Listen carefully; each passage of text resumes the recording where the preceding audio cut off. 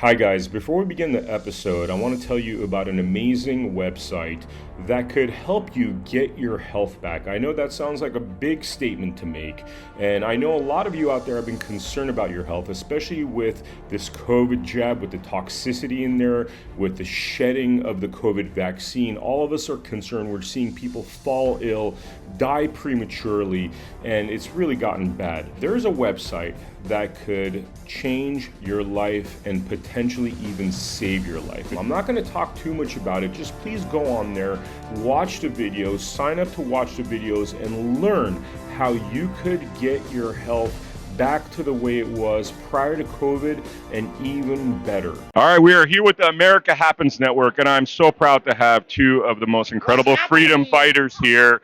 We got Tina Peters here. How you doing, Tina? Hey, good, Vem. Thank you. Much respect to you. Much love to you. Appreciate you so amazing much. To have you on the America Happens Network, Ivan. What's happening, Vem? With these deep state marauders. ¿Qué hubole? ¿Qué órale, pues? Dude, this deep state marauders. ¿Qué onda, manito? Bro, are you gonna do a comic book? Or this sounds like superhero type stuff. Deep State Marauders sounds like X-Men, Batman type stuff. Well, I'm serious, bro. You gotta make yours like there's gotta be a comic version. Since I used to be a professor at the Defense Intelligence Agency up the road, some people mistake me for Professor X. Professor X, yeah. You know why? Look at that.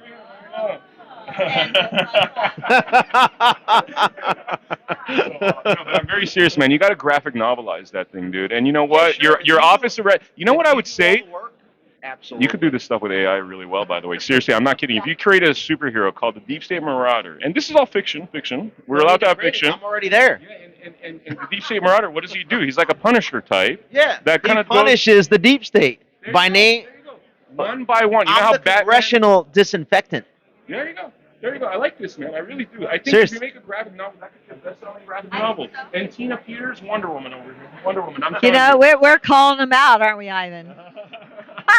This is really awesome. So yesterday we did an hour-long interview with Ivan, which you're going to see as a precursor to this. And now we have Tina Peters and Ivan because the story continues from there. Who wants to start? Who wants to have the mic? Ladies first. Ladies first. It's always, and this lady is definitely first. This is like top-notch lady over here. Well, watch out, Deep State. We're after you. So, you know about my trial, right? So we were ready to go to trial. Everything was happening, and just had a break with my legal defense. It just wasn't going forward like it should have been, and so now the trial is set for the 29th of July through August 12th. So everybody come out and see me go on tinapeters.us. But, more and more things are coming out. I mean, Ivan's going to share some things with you. I know he's already shared some things with you, Vem. More and more is coming out, and I think we've got them on their heels. What do you think, Ivan? Let's talk about it.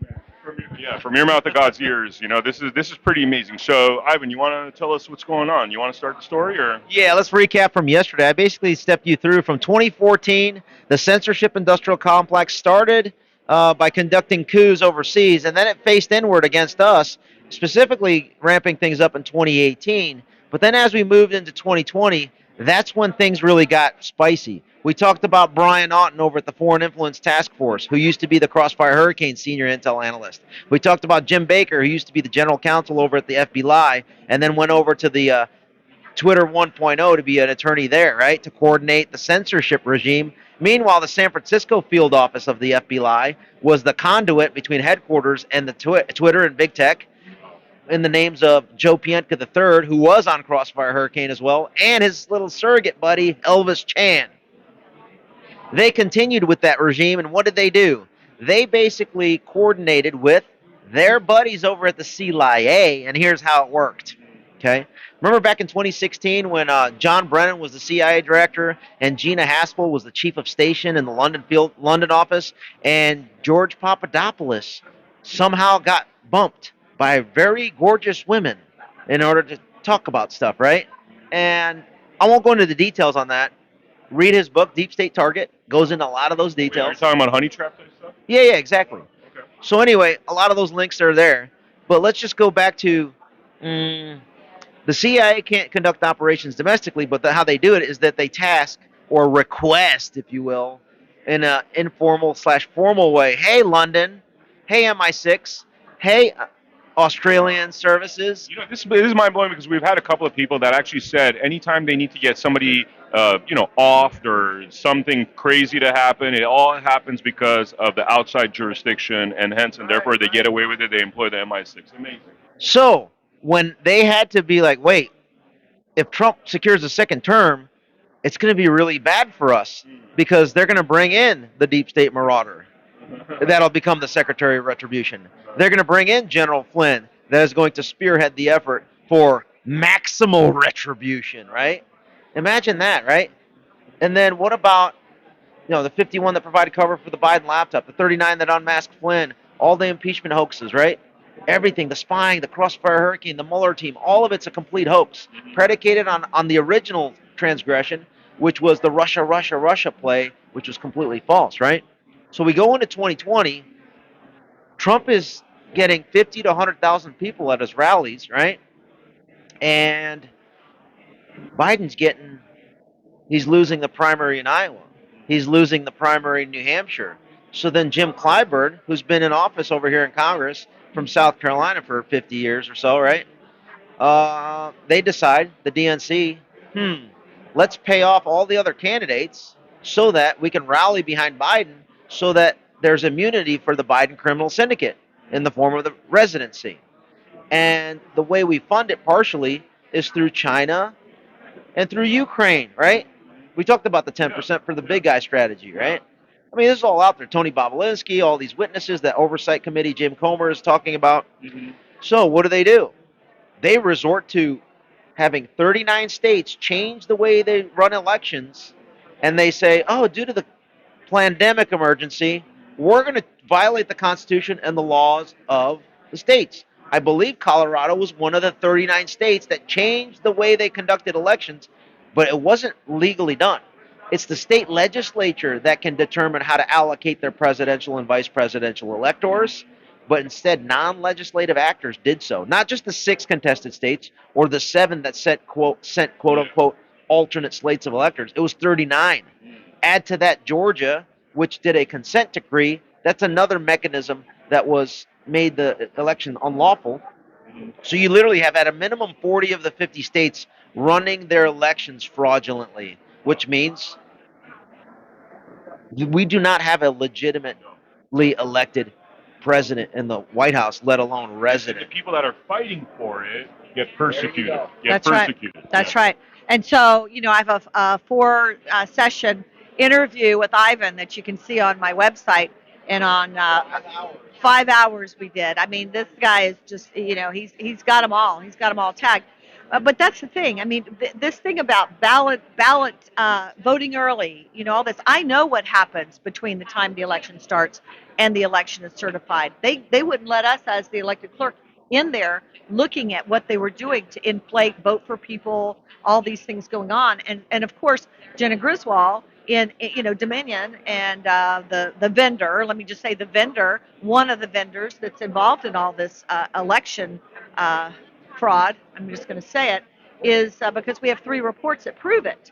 And people can look at it on tinapeters.us. But here's the thing, is they don't want the people to know. And so what they're doing by implementing all these people that Ivan's talking about is to try to cloud the issue and try to deflect from it. So Jenna Griswold, I mean, did you know that my opponent for the Secretary of State race was Pam Anderson, the head of CTCL, that Mark Zuckerberg funneled all that money through, and her mother-in-law is the one that was trying to keep Trump off the ballot in Colorado. So these are organized people. It's an incestuous, you're exactly right. So what's happening in Colorado is happening all across the United States. And you're right at the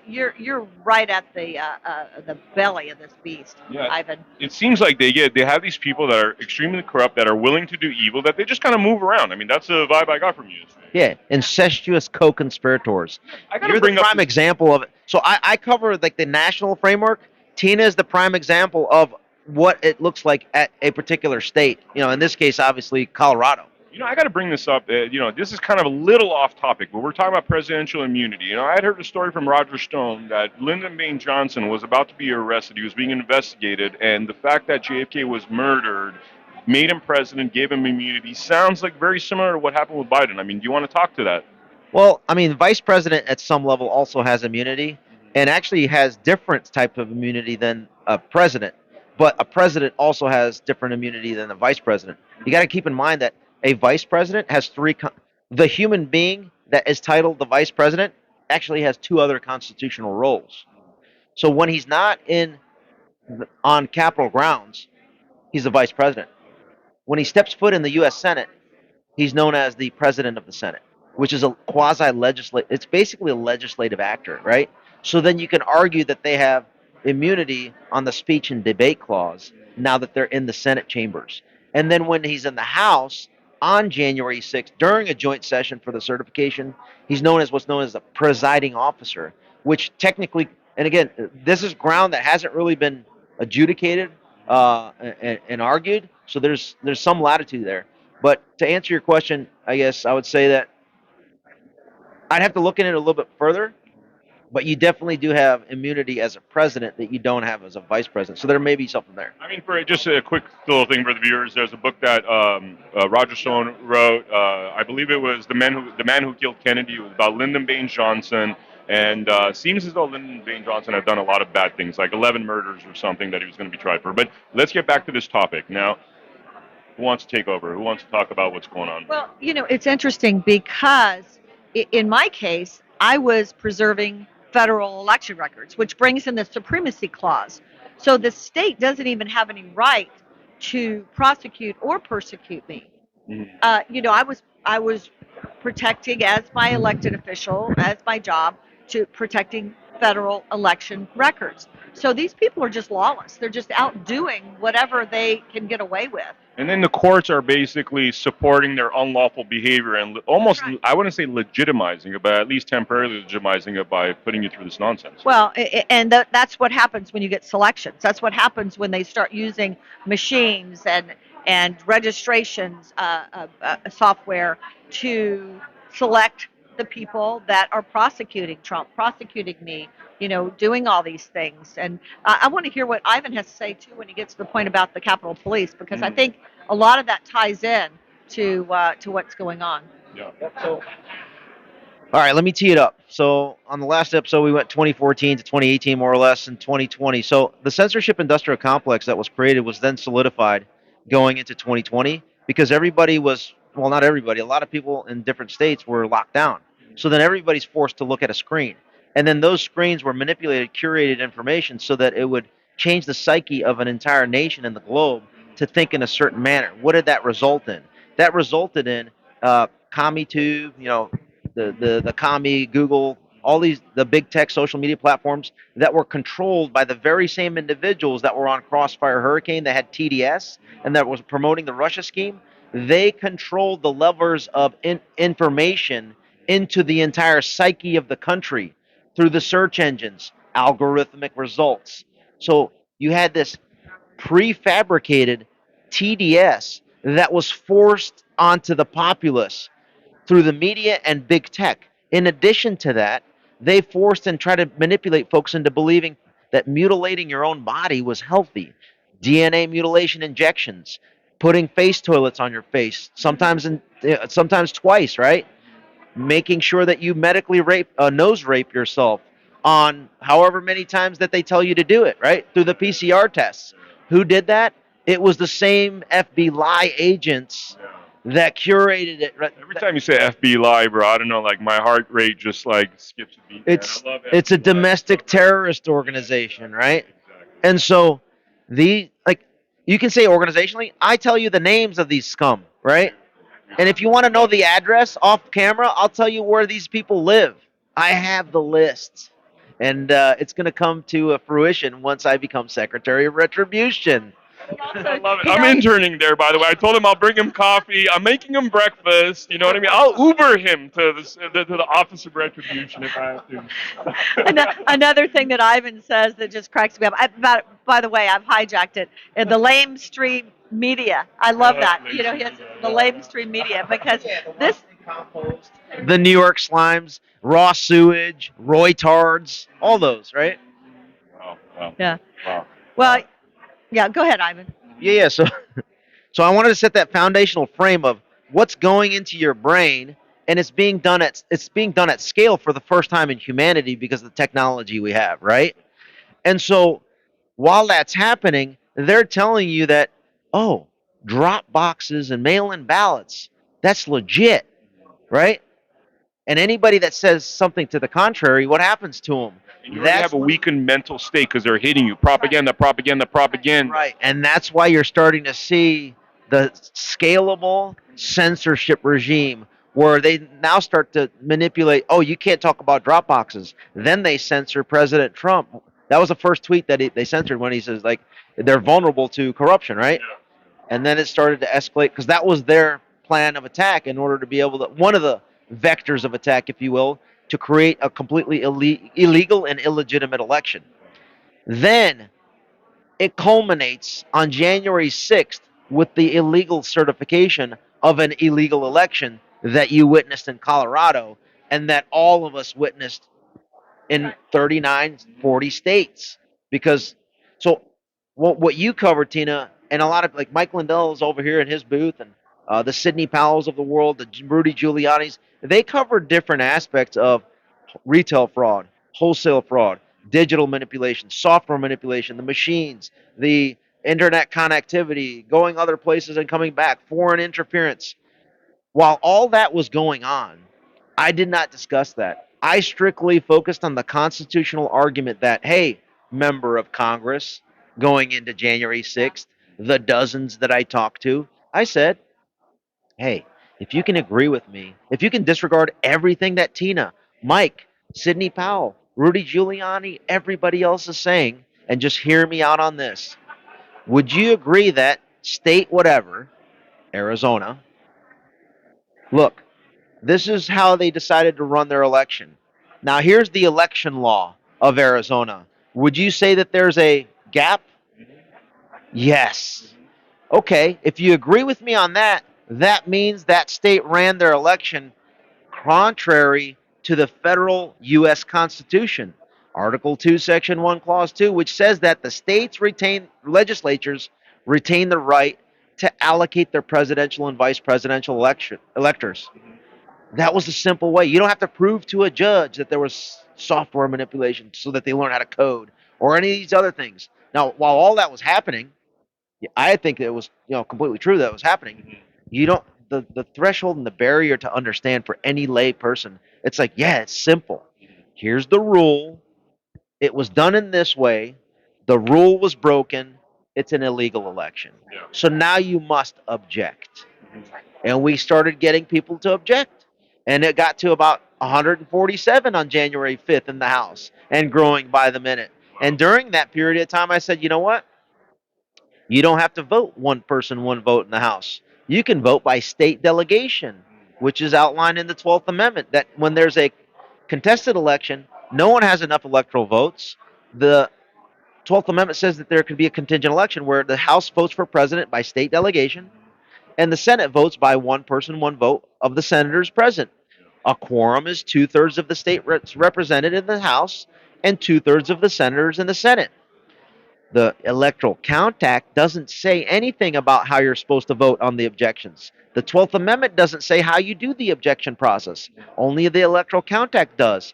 But it doesn't specify if you vote one person, one vote in the House, one member, one vote, or by state delegation. In the absence of anything on that subject, I said, well, great.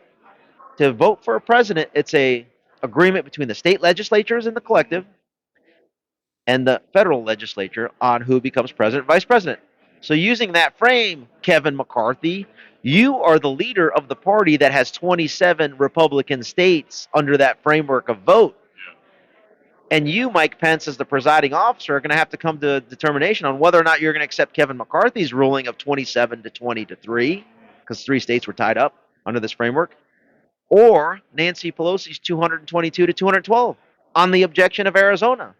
And if you decide with Kevin McCarthy, of which you should because you're the tiebreak person, and you apply that same framework to Georgia, Wisconsin, Michigan, Pennsylvania, Nevada, guess what? It forces a contingent election as envisioned in the 12th Amendment. And then if you vote the same way that you just did, it guarantees a re-election of Trump. So what happens? When I'm articulating that and I explain that that could occur, and then I go on Praying Medic and explain that he asks me the question, what do you think Trump means when he says in his tweet, it's going to be wild on January 6th? I said, well, if I were to put my constitutional lawyer hat on, being a retired Green Beret at that time, still in the reserves, I thought to myself, well, if I was Nancy Pelosi, I would throw out the Senate. I would call on my House Sergeant at Arms, Paul Irving, and tell him to eject the senators from being in the House chambers so that there would not be a joint session and they wouldn't even have the opportunity to conduct what Ivan Raiklin communicated to Kevin McCarthy. Yes, I did. And to Mike Pence's Chief of Staff, Mark Short. Yes, I did. And what actually happened? That's exactly what happened, but in a more aggressive way. But here's where I said, Check, like, meaning January 6th was their ejection. It was the way to basically avoid the vote. so by calling on the House Sergeant at Arms, which is the law enforcement leader of the House, if the Speaker says to do something, like she has the authority to do that. So he says, like, physically remove the senators, right?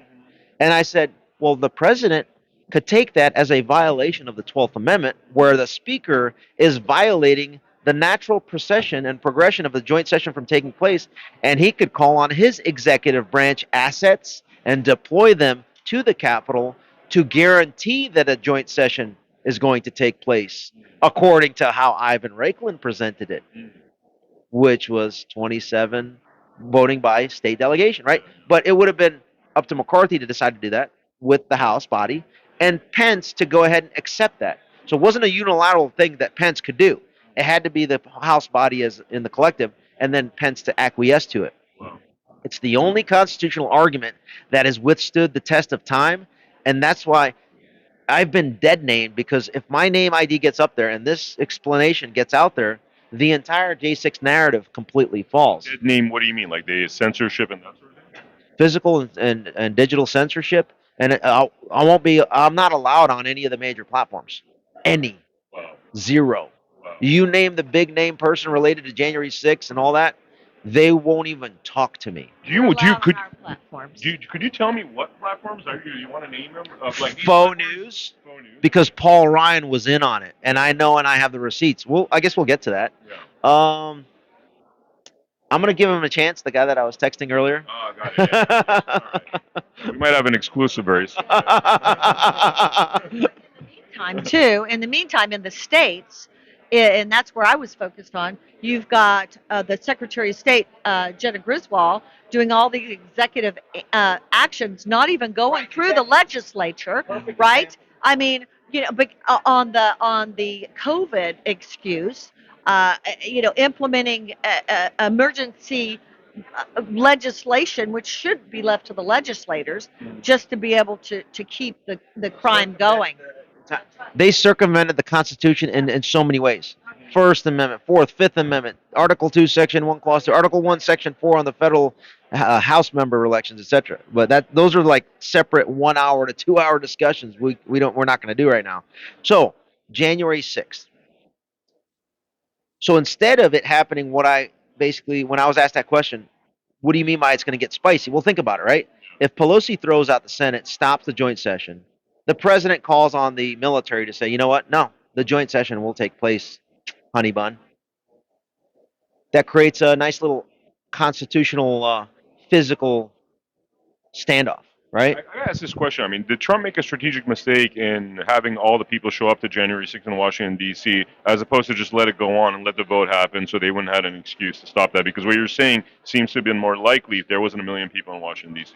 No, because had there not been any people in D.C. that day, there's no way that the Congress would have been in a position to feel the necessary pressure to actually go along with my recommended one state, one vote objection.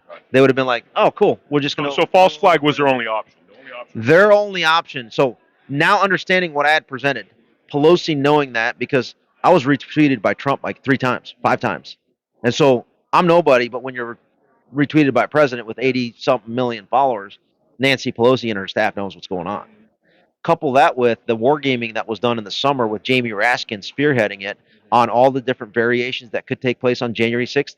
The one thing that they did not plan for, and this is related to, I read Jamie Raskin's book, right? The one thing that they did not contemplate was my argument, which was you vote by state delegation on the objections to the states. So when that topic of discussion hit that crescendo on January 5th, that's when I think the Fedsurrection planning and execution came into place. I mean, that's a lot. That's a overnight planning. So that's where that leaves a lot of room for error when you're just haphazardly trying to plan something that's significant overnight, basically.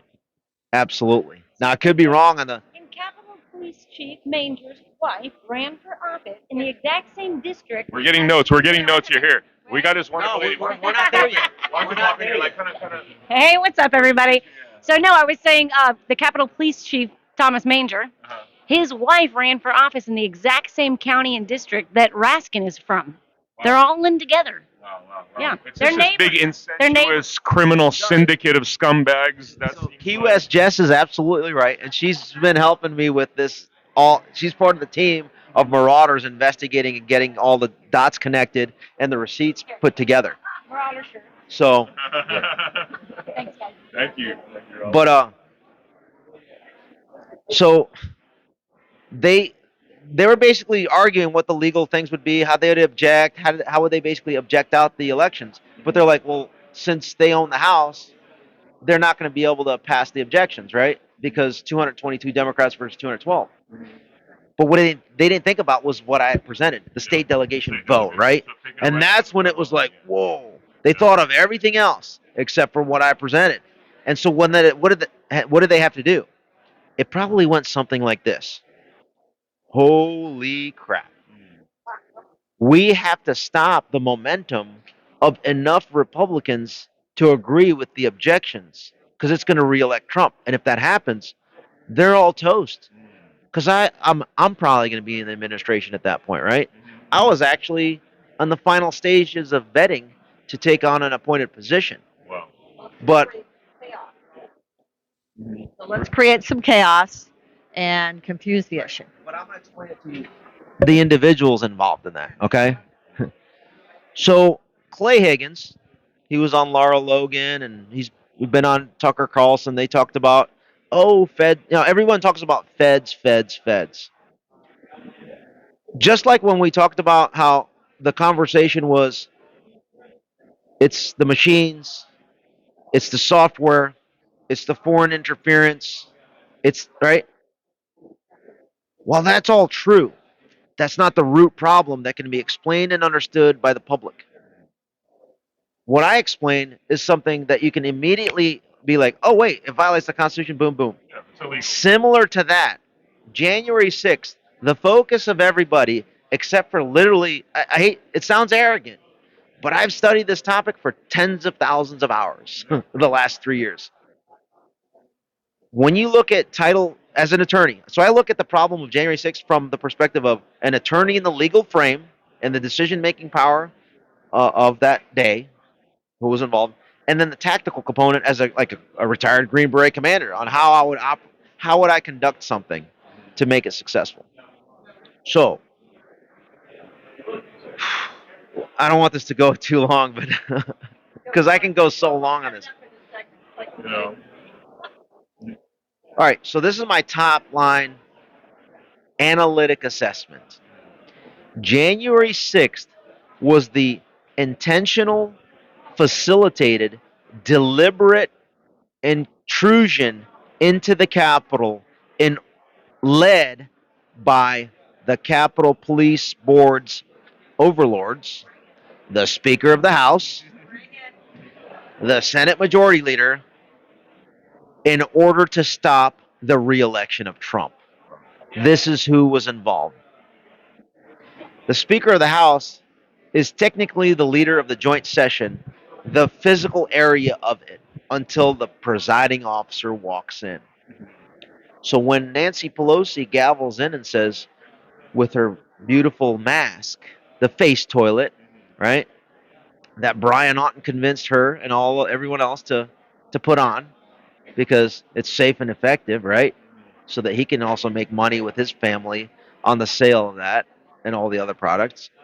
She says, at the advice of the attending physician and the sergeants at arms, meaning her sergeant at arms, Paul Irving, and Mitch McConnell's sergeant at arms, Michael Stenger.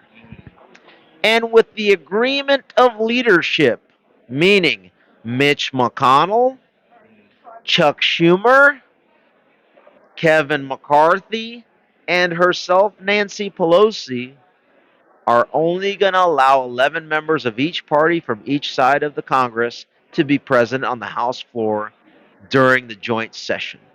Meaning, 11 hand-picked individuals by Pelosi will be there on the objection discussion. 11 hand-picked individuals by Kevin McCarthy, half of which were against objecting, handpicked by McCarthy, and then 11 handpicked senators by McConnell, 11 handpicked senators by Schumer could participate in the joint session. Didn't I just say that the 12th Amendment requires 2/3 of the senators to be present? So they reduced the numbers so they can't even. Yeah. Wow. No quorum. The certification was illegal. On top of that, as soon as Paul Gosar stood up and Congressman Paul Gosar and Congressman Ted Cruz stood up to do their objection, Mike Pence sighs in dismay and disgust. Oof, looks like we're going to have to execute the Fedsurrection.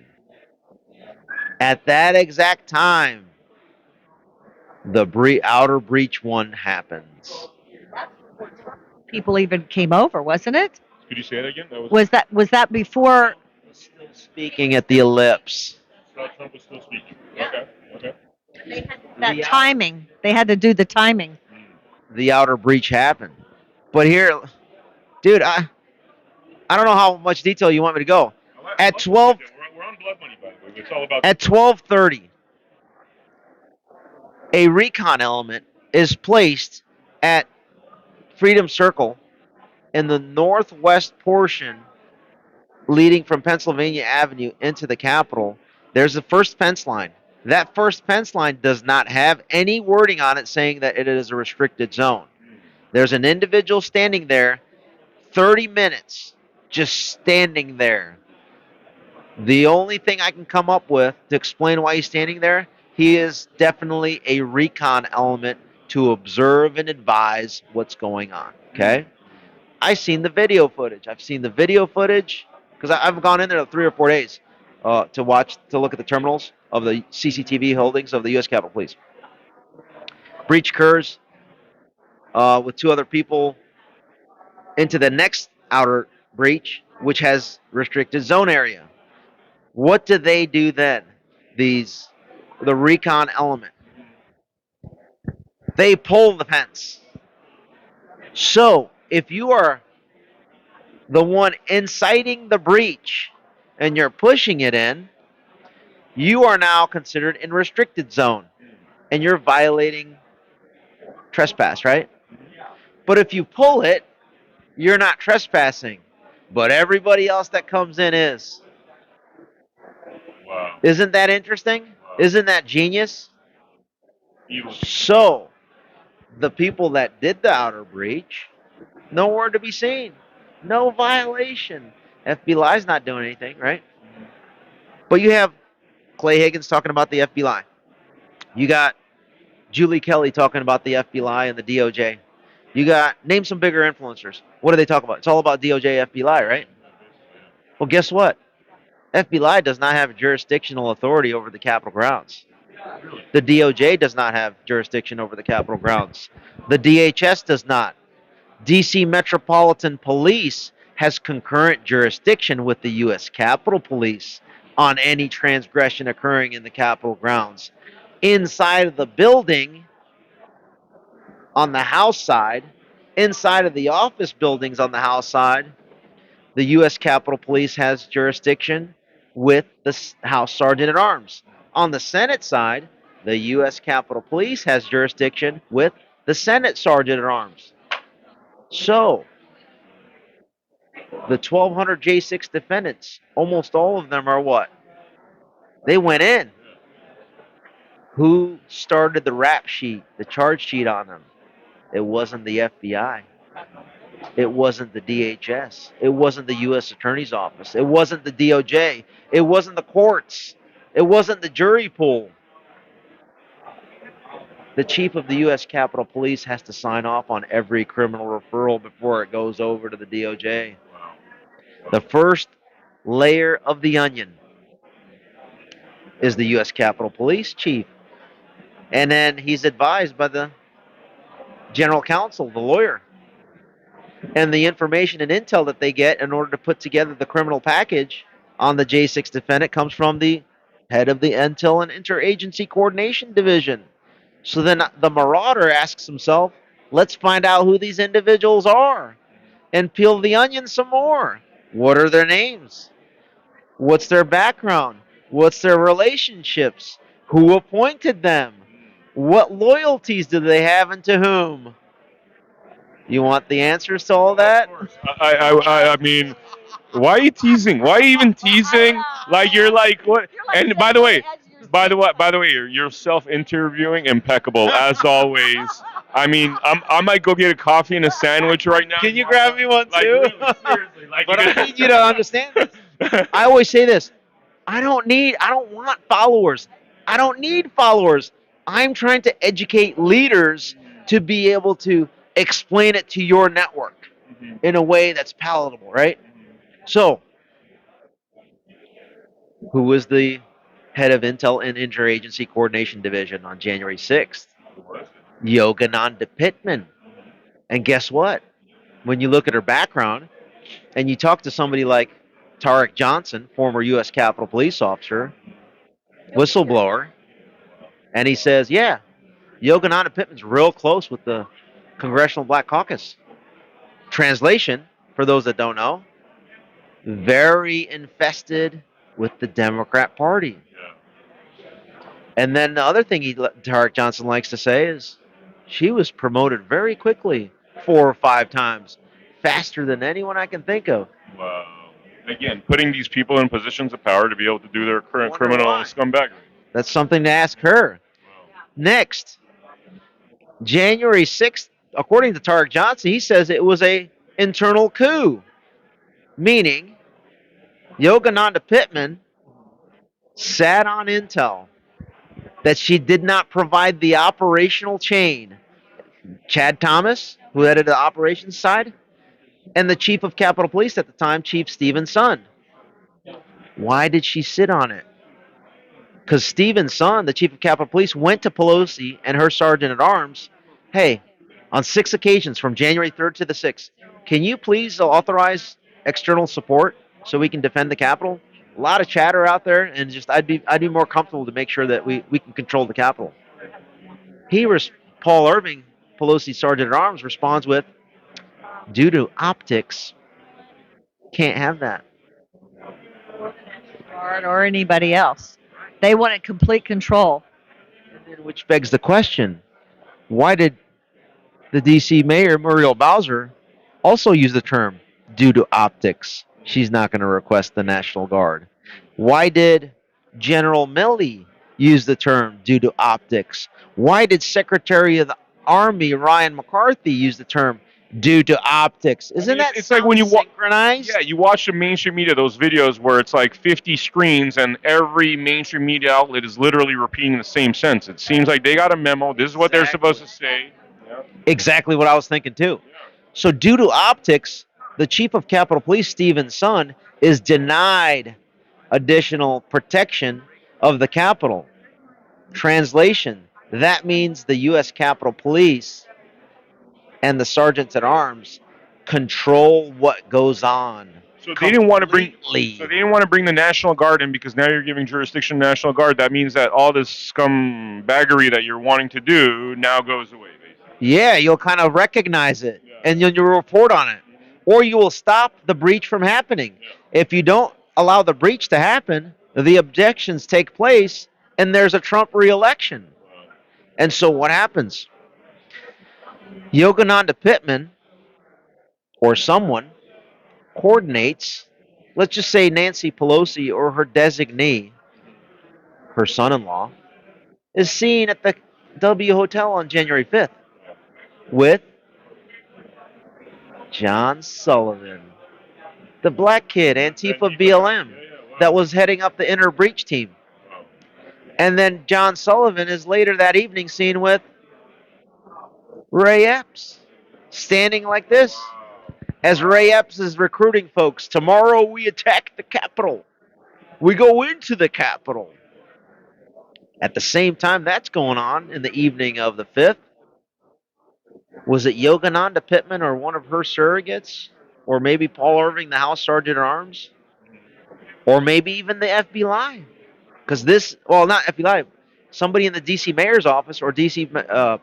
Metro Police Chief, Conti, did they tell someone to go ahead and place 2 fake bombs at the DNC and the RNC? Have I talked to the head of security at the RNC about this? Have you? I have. And the first public statement article, I'm just like, I could just sit here, bro. Like, have I worked sources within U.S. Capitol Police? I have. Now, what the reason? This is the first time I'm saying this publicly that I have talked to the head of RNC Security. Exclusive on America Happens. And the reason why I'm saying it publicly now is because yesterday he went and actually talked to the Daily Wire publicly for his first interview. His name, I will disclose now, because it's now disclosed publicly, is Ken Capolino. And when you read that article and you ask him some more questions, his perspective of it, he's a former U.S. Capitol Police SWAT guy, then became a security contract guy at the RNC and then the director of the RNC security.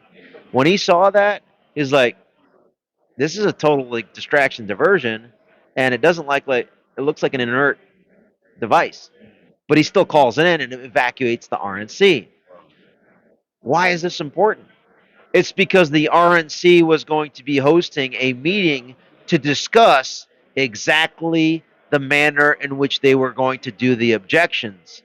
Was it going to be one person, one vote, or by delegation? Wow. Wow. So they put a fake bomb threat to basically stop that from happening. Bro, that is just unbelievable. I mean, these are like wholesale criminals. I mean, these are all like treasonous. Operation Trump's not getting in. Unbelievable, dude. I just see the criminality in everything they do. I mean, even with my case. And she's the one being persecuted, by the way. Like he just named like dozens and dozens of the worst criminals, and you're the one being persecuted because you tried to catch and stuff. Well, and it's interesting because we see this happening state by state, county by county. I mean, these people that money, power, and position. Them, they're criminals. That's all I can say about it.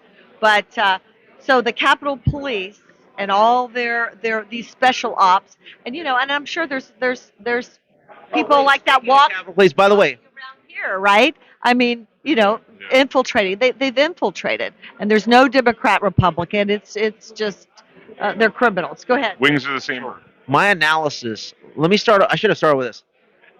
The reason why I'm very confident in I start off with my assessment. I'm almost certain with the highest level of confidence that it was an intentional, deliberate breach of the Capitol to stop the objections for a re-election. Okay? The reason why I have the highest level of confidence in this is I've spoken to Tarek Johnson on many occasions. I've spoken to Chief Sund, the former Capitol Police Chief. I have other sources within Capitol Police. I have read every single book that has been written by every witness that has written the book or has been related to any of the J6 committee cover-ups. Wow. Both sides of the aisle, whether it's former acting secretary Chris Miller. I've talked to him. Every single major player I've talked to on this subject. The J6 committee hasn't talked to the people that I've talked to, but yet I've also consumed everything that the J6 committee has published, right? The RNC head of security, like I talked about. So the key, I guess, sources of info to help me form this RNC Security, U.S. Capitol Police Chief, Tarek Johnson, the books, Liz Cheney's book, Jamie Raskin's book, Eric Swalwell, Adam Schiff, all of them that were involved in then the cover-up part, which we're going to get to. Yeah. So I get more and more confidence in this. And then when you read Title 2 of the United States Code, Chapter 29, it's the congressional authorization for the U.S. Capitol Police, their jurisdiction, their authorities, their mission, and I may or may not have read the entire Capitol Police policies and procedures. I love that. I may or may not have. I always keep it lawful, everything I do. Is this like, I'm curious, you're an attorney, right? I am. Okay, so you're basically, this is the gray area you're leaving, so you won't implicate yourself? Is that what it is? I'm just curious. As I like to say, I may or may not have seen, observed the binder. May or may not remember that. May or may not. We'll save you from a lot. And may or may not have glanced at every single page. And may or may not have studied every word, sentence, letter. Or not. Or not. I don't know. I mean, yeah. I mean, I deny any knowledge of any of this. I love this new world. And may or may not have looked at every single promotion list. And may or may not have followed Dania Newell's promotions. And I haven't introduced her name, but let's just say Dania Newell is in the mix. Julie Farnham is in the mix. Yogananda Pittman is in the mix. Michael Bird, the guy that murdered Ashley Babbitt, is in the mix. Now, Didn't he? he's a captain now. He got promoted. So speaking of promotion, Reward for murder. Reward? I mean, at the least, the guy was loose trigger finger, and that's the kind of person you promote, the loose trigger fag that doesn't know how to restrain himself. yeah. So speaking of promotions, guess who got promoted from Assistant Capitol Police Chief for Intel Interagency Coordination to become the Capitol Police Chief on January 8th, 2 days later? Yogananda Pittman, of course. She's the one that held the intel so that Sun couldn't protect the Capitol. And then maybe she was involved in coordinating. Oh, wait. Her title was head of intel, and so she kept intel and didn't provide it to protect the Capitol. And she also was head of interagency coordination. Wow. Wait. When you look at the policies and procedures manual, I would guess, if, I don't know, maybe someone else saw it. I don't know if I have. May or may not. They're leaving out their boss. Interagency coordination to me means, just like as a lay person with 25 years experience in the intel community or so, right? Interagency to me means DC Metropolitan Police, FBI, DHS, RNC Security, DNC Security, but yet there was no coordination on the RNC Security side of things. Was there at the DNC? Was there interagency coordination between Yogi Pittman and FBI? Those that were identified by Clay Higgins, for example? Or those identified by others? Or, what's his name? He's been helping you out with the case in Colorado. Trennis Evans. What about Trennis Evans? Remember he identified DHS folks at the Capitol? So in order for any of those executive branch or DC Metro Police agents, assets, surrogates, CHSs to be on the Capitol grounds legally, it has to come from an authority from the Capitol Police. You would think that the person in charge of that coordination is the head of Intel and Interagency Coordination, Pittman. So is it possible that Pittman coordinated that or someone above her? Like the House Sergeant at Arms, Paul Irving, because he was listening to what Nancy Pelosi was directing. And is it possible maybe it wasn't just Nancy Pelosi coordinating that, because it may have been her documentarian that was standing next to her the whole day. Her daughter Alexandra, who was coordinating from inside with her husband, who was on the outside as he was taking selfies with funny hat wearing barrel chested freedom fighter with the funny hat. What's his name? Chansley. Shaman. I love it. Yeah. And So you, Paul Irving was also House Sergeant at Arms for who else? we're getting there next. Dude, she's getting We got. Like people are so excited. There's like, you know what I mean? Like. We got to wrap it up. So we always knew this was going to be a multi-part series. You said we said a two-part. I think this is going to be a four-parter. I love it, by the way. I love it. I mean, we'll do a marathon. I don't care. But let's wrap this episode up, and then I want to have a good, clean break before we wrap it up. So, it was 5 hours. It was 5. Go on my website and see the you guys other did part. A 5-hour episode. We did a Oh, 5-hour wow. episode. Yeah, I just went and changed shirts. Back to back, though. So, Paul Irving, the House Sergeant at Arms for Nancy Pelosi, had been the Sergeant at Arms for Paul Ryan before that, who's on the executive board of Faux News. Now you see why he won't have me? And then John Boehner before that. By the way, John Boehner and Paul Ryan were out there campaigning for Liz Cheney. Can I insert this one part? A lot of people are not familiar with why Faux News settled with a certain election vendor. Mhm. They never put it together. It's like they're both majorly owned by BlackRock. Mhm.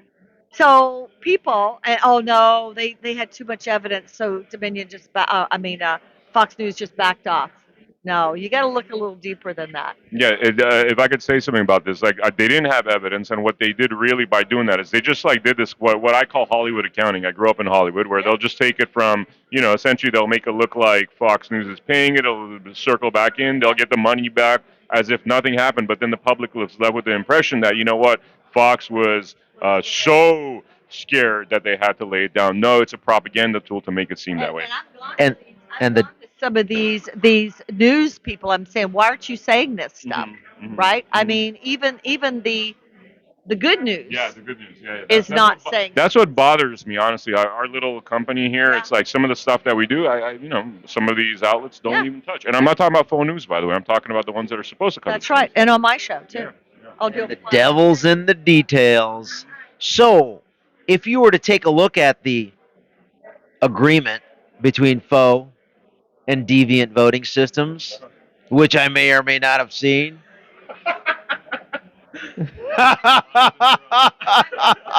You make it fun. You actually make this process of going after scumbags so much fun. Yeah. Please accept my internship application. Security, I do. People have seen the angels around me, so I'm good. Let's go. So, I mean, let's just hypothetically say that I didn't see it, but let's just kind of contemplate what may be in there. Would there be some communications of saying, hey, we're going to transfer over $787 million to you. You must remove Tucker. And that is considered an investment so that you get new machines, and we get to pick and choose what the outcome of those machines will be. And Fox News signed. So Faux News, possibly, I don't know. I haven't seen the May or may not. seen the agreement. Here's a $787 million bribe, maybe, for deviant voting systems to create an outcome of Faux News' choosing. Does that sound like an investment? This is worse. This is worse than Soviet crap. This is worse than Soviet crap because. You may not have seen it. Yeah. But let's pretend you have, or let's pretend this is a fact. But I mean, this is worse than Soviet Union crap because we're left with this impression that it is not that. At least the Soviets know what they're getting into. They're not lied to about what their system is. We're being lied to about what our system is, and they're literally stealing our constitution right from under our feet. Hey, I'm speculating. Don't take that as fact. I'm just speculating. This is our break. Is this our break? I see we're getting waved. Oh, you got another thing? What time is it? It's time because it's Okay, gonna take yeah. 20 minutes to get It'll off take this 20 minutes to call. get there. Okay. So, U.S. Cap, you took me on that excursion ride, which is important to understand. I'm going to end it with this. If you're a J6 defendant, If you're a January 6th attorney, when I say January 6th defendant, that's 1,200 people, to include Donald Trump, to include every single defendant in the Fannie Willis stuff down in Georgia. Every single person, to you jump the gun, to include the Tina Peters of the world. Everything related to the criminalization of those that are exposing the Fedsurrection, illegally certified, illegally conducted election are being weaponized against. And guess where that weaponization started? The Capitol Police Board works for the Speaker of the House and the Senate Majority Leader.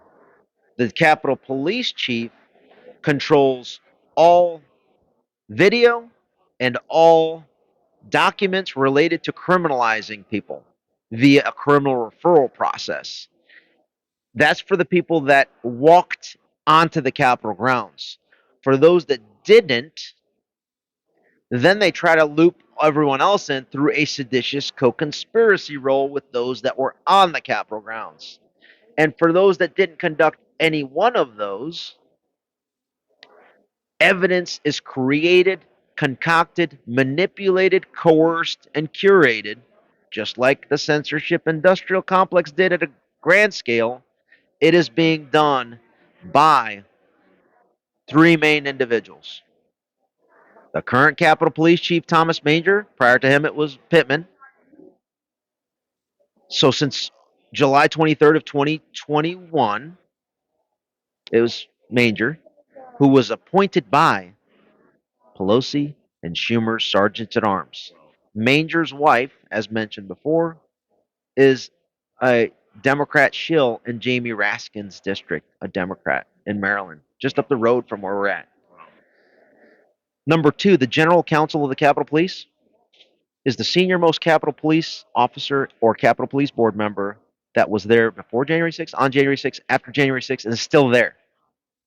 His signature is on every single document that brought in manipulated CCTV footage, coerced testimony from Capitol Police. That's a lie. And if they didn't lie and say that they were threatened, they would be fired. And if they kept quiet because they also had to sign an NDA. So the video that only included what looked like incriminating evidence, coupled with the lied testimony, was then sent over to the U.S. Attorney's Office. Number two, during the period of time under which there was the J6 cover-up committee, that general counsel was communicating and coordinating with the staff director of Liz Cheney and Benny Thompson's, Nancy Pelosi's J6 cover-up committee, also known as Mike Pence's cover-up committee. Why? Guess who it was? David Buckley. David Buckley was one of the 51 that said that the Biden laptop, and David Buckley was the Inspector General for CIA Director John Brennan. He was placed there to do exactly what needed to be done. Create evidence, show it to the public, to poison the jury pool in D.C. and the judges and the rest of the world that this was an insurrection in order to cover up the Fedsurrection. Wow. And so, theoretically speaking, all these trials in New York, this is just a continuation of the same J6. Essentially, what's happening to Trump. All that, everything that they put together with the J6 committee report and the criminal referrals that they sent over to Jack Smith, it all starts with the names I just mentioned. And fraud is there's no statute of limitations on fraud. So if the fraud is exposed on a legal level, everything should go away, right? All the persecution, all these trials in New York, that all goes away, doesn't it? Because it's based on fraud. Based on jurisdiction, I can't say that. I can't agree with your statement that there's no statute of limitations on that. You got to look at the statute. You got to look at the different jurisdictions. Doesn't statute of limitations for fraud begin when you discover the fraud, when you confirm the fraud? Hence, the time starts ticking when it's confirmed, right? Yeah. In most instances, yes. So, having said that, the reason why I haven't taken a single individual January 6th case or helped directly with Tina Peters, or which I would love to, I don't have the bandwidth, because if other people were exposing what I'm exposing right now in this level of granular detail, then you would do it. I could do it. But there's other attorneys that could handle it. What you're doing is I don't have the bandwidth because no one else is covering this aspect. And I believe that this is the golden key solution to every single January 6th defendant. Because once you prove that the evidence provided to the courts, to the jury pool, to the judges, to the DOJ, even if the DOJ wasn't complicit and didn't have TDS, the evidence that the U.S. Capitol Police sent over to them to go ahead and prosecute a J6 defendant is still manipulated, fraudulent, curated. And now, just to finish up for the next show, is going to be about the AI, what they're doing with that. Awesome. Right? Thank you so much, guys, for joining us. Make sure you show up for part 3.